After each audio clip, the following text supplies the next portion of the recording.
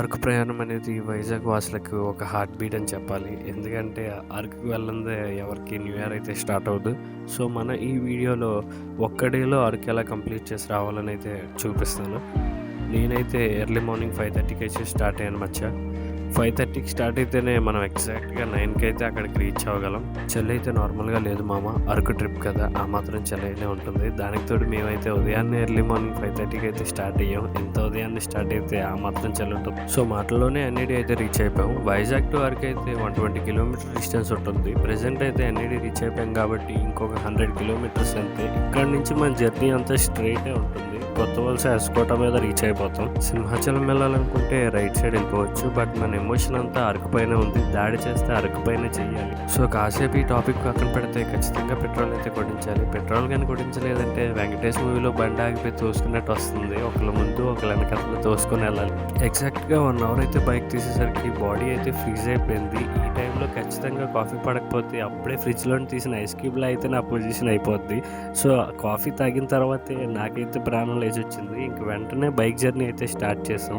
ఇంకా కాఫీ తాగాను కదా, నాకేం కాదు అనుకునే లోపే ఎంత మంచి చూసి నాకైతే మైండ్ బ్లాక్ అయిపోయింది. 80 స్పీడ్లో వెళ్దాం అనుకున్న నేను 30 స్పీడ్కి వెళ్దామని డిసైడ్ అయ్యాను. ఇంకా లాస్ట్కి బైక్ అయితే మా బావకి ఇచ్చేసి నేనైతే వెనకతలు కూర్చుండిపోయాను. ఇంత చలిలో నేనైతే డ్రైవ్ చేయలేను. ముందు చలేస్తుంది కదా అని వెనక్కి వచ్చేస్తే ఇక్కడ ఇంకా చలేస్తుంది. ముందునున్న వెనకనున్న చలి అయితే చాలా దారుణంగా ఉంది మచ్చా. ఈ చలి అయితే తట్టుకోవడం చాలా కష్టం. మన దగ్గర అయితే గ్లౌజెస్, క్యాప్స్ అన్నీ ఉన్నాయి. బట్ చిన్న గ్యాప్ ఉన్న చలి అయితే చంపేస్తుంది. సో, మాస్క్ అయితే తీసుకుందామని ఇక్కడ ఆగాం. లాస్ట్కి అయితే అరకు ఘాటీలోకి అయితే ఎంటర్ అయ్యాం మచ్చా. సో, నేచర్ని చూసి అయితే ఎంజాయ్ చేయండి కాసేపు.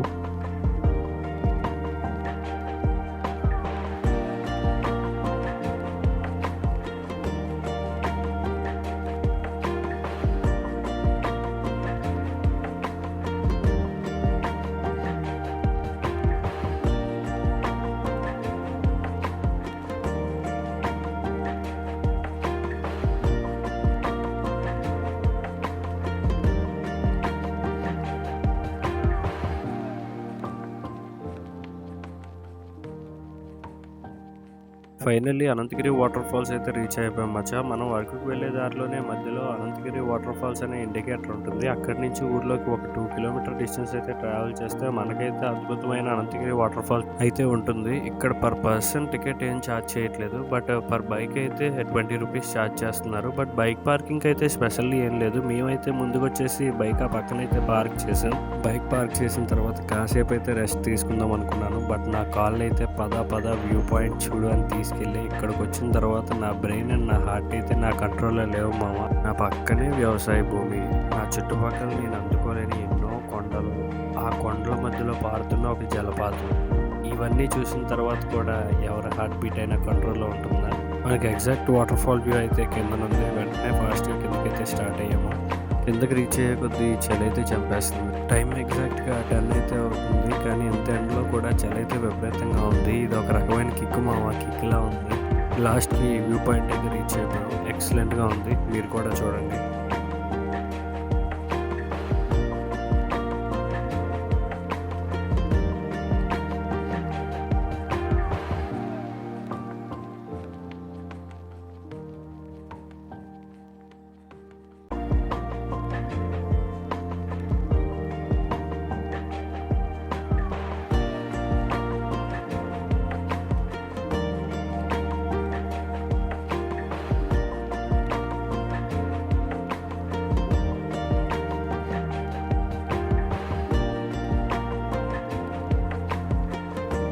చాలా టైం అయితే కన్జ్యూమ్ అయింది మామ. ఇక్కడైతే చాలా బాగా చిల్ అవుట్ అయ్యాం, ఎంజాయ్ చేసాం. వాటర్ ఫాల్ అయితే ఎక్సలెంట్గా ఉంది. మనం నెక్స్ట్ విజిట్ అయ్యే ప్లేస్ వచ్చేసరికి coffee plantation and wooden bridge. So, time అవుతుంది కాబట్టి ఫాస్ట్గా అయితే స్టార్ట్ అయ్యాం. బట్ ఈ వాటర్ ఫాల్ అయితే వదిలి వెళ్ళాలనిపించలేదు. ఎక్సలెంట్గా ఉంది.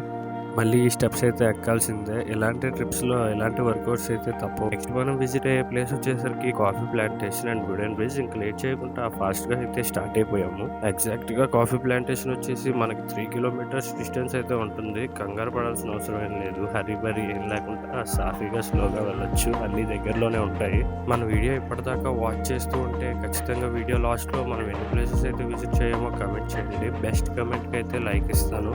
అండ్ నా బెస్ట్ సజెషన్ వచ్చి వచ్చేసరికి మైలేజ్ ఇచ్చే బైక్ పైన విజిట్ అవ్వండి అరకు. మేము స్టార్ట్ అయిన బైక్ వచ్చేసరికి హీరో. ఇది పర్ లీటర్ 50 కిలోమీటర్స్ ఇస్తుంది. ఇలా కాదని సీసీ ఎక్కువ ఉన్న బైక్ పైన అయితే అరకు విజిట్ అయితే ఖచ్చితంగా 1200 పెట్రోల్ అయితే అవుతుంది. మాకైతే 600 అయింది, అదైతే 1200 అవుతుంది. సో మీ ఒపీనియన్ మావా, మీకు నచ్చిన బైక్ పైన విజిట్ అవ్వండి. నేనైతే బడ్జెట్ ఫ్రెండ్లీ ఉంటుందని చెప్పాను, ఇది అది మీ ఒపీనియనే. అనంతగిరి వాటర్ ఫాల్స్ దాటిన తర్వాత ఇంకా అన్ని రిసార్ట్సే. మనకు నచ్చిన రిసార్ట్ అయితే బుక్ చేసుకోవచ్చు. అవుట్డోర్ అయినా ఇండోర్ అయినా ఏదైనా సరే. నాకైతే పెద్ద షాకే తగిలింది. వుడెన్ బ్రిడ్జ్ క్లోజ్డ్ అంట మేము వచ్చే టైంకి. ఎందుకని అడిగితే ఎవరో ఆఫీసర్ ఇన్స్పెక్షన్కి వస్తున్నారని చెప్పారు. కరెక్ట్గా మేము వచ్చే టైంకే ఆ ఆఫీసర్ రావాలని అనిపించింది.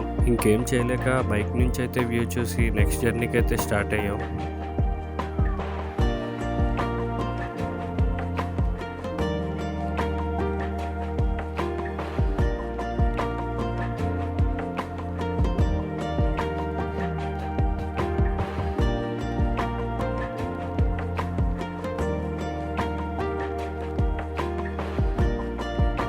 మన థర్డ్ లొకేషన్ వచ్చేసరికి మడగడ వ్యూ పాయింట్. ఇది ఎగ్జాక్ట్గా coffee plantation and wooden bridge నుంచి 10 కిలోమీటర్స్ డిస్టెన్స్ అయితే ఉంటుంది. ఇంకా మాటల్లోనే మడగడ వ్యూ పాయింట్ అయితే రీచ్ అయిపోయాము. ఈ వ్యూ పాయింట్ని మాటల్లో కన్వే చేయలేము, కళ్ళతో చూసి ఎంజాయ్ చేయండి.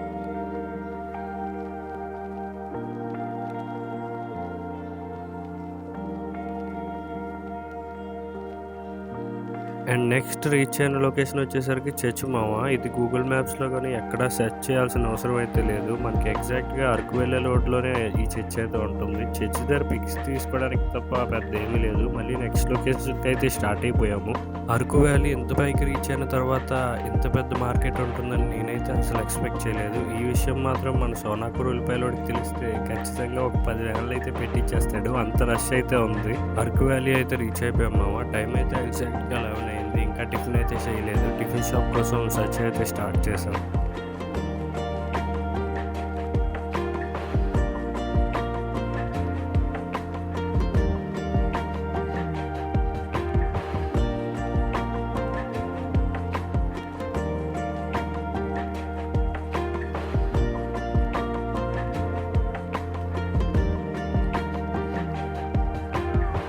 అరకు వ్యాలీ విజిట్ అయ్యాక నేనైతే ట్రైబల్ మ్యూజియం అండ్ చాపరాయి అయితే విజిట్ అయ్యాను మామ. కానీ ఏం జరిగిందో తెలియదు, నా ఫోన్లో రికార్డ్ అయిన మొత్తం డేటా ఎరేజ్ అయిపోయింది. సో అరకులో ఈ 2 లొకేషన్స్ చూసేసరికి మాకు టైం వచ్చేసరికి 2 అయితే కంప్లీట్ అయిపోయింది. ఆల్మోస్ట్ ఒక హాఫ్ అన్ అవర్ జర్నీ చేసిన తర్వాత మాకైతే టిఫిన్ షాప్ అయితే కనిపించింది. ఇక్కడ టిఫిన్ అయితే సూపర్ అని చెప్పలేను, పర్లేదు, ఓకే ఓకే అనొచ్చు. టిఫిన్ అయితే ఫుల్గా తినేసి నెక్స్ట్ జర్నీకి అయితే స్టార్ట్ అయిపోయాము, అదే బుర్రా కేవ్స్. అండ్ మన ఫైనల్ లొకేషన్ వచ్చేసరికి బుర్రా కేవ్స్కి అయితే రీచ్ అయిపోయాము. మనం రీచ్ అయిన టైంకే చాలా క్రౌడ్ అయితే ఉంది. ఇక్కడ పర్ పర్సన్ చిల్డ్రన్కి అయితే 80 రూపీస్ ఛార్జ్ చేస్తున్నారు అండ్ అడల్ట్కి అయితే 100 రూపీస్ ఛార్జ్ చేస్తున్నారు. మనం టికెట్ అయితే తీసుకొని లోపలికి అయితే ఎంటర్ అయిపోయాము. ఈ బుర్రా కేవ్స్ నా చిన్నప్పుడు అయితే విజిట్ అయ్యాను, అప్పటికిప్పటికి అలాగే ఉంది, చిన్నది కూడా చేంజ్ కాలేదు. ఇక్కడైతే మన హనుమాన్జీ ఏదో తింటున్నారు. సరే తిన్నామండి, ఆయన పని అయింది, మన పని మంది. లోపలైతే చాలా ఎక్సలెంట్గా ఉంటుంది. మన వీడియో ఎంతవరకు వాచ్ చేసి ఈ ఫైనల్ మినిట్స్ చూడకపోతే బాగోదు మామ, ఖచ్చితంగా వాచ్ చేయండి. పెద్ద పెద్ద సొరంగాలే ఉన్నాయి లోపల.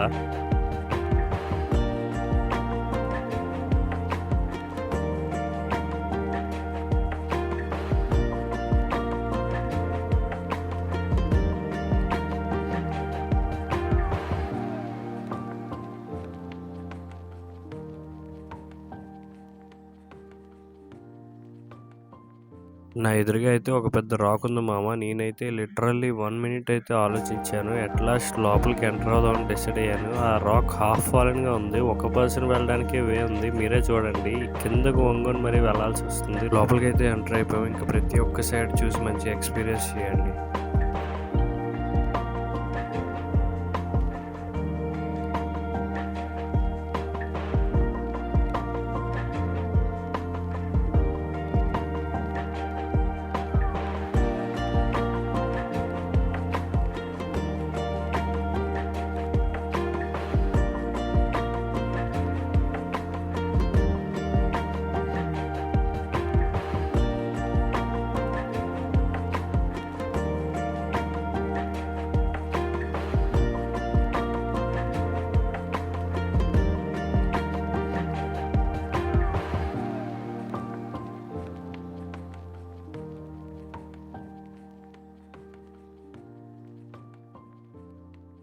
సో, లాస్ట్‌కి బుర్రా కేవ్స్ అయితే కంప్లీట్ అయిపోయింది. మన అరకు ఎక్స్‌ప్లోరేషన్ 1 డేలో మొత్తం అన్నీ కంప్లీట్ చేసాం మాక్సిమం.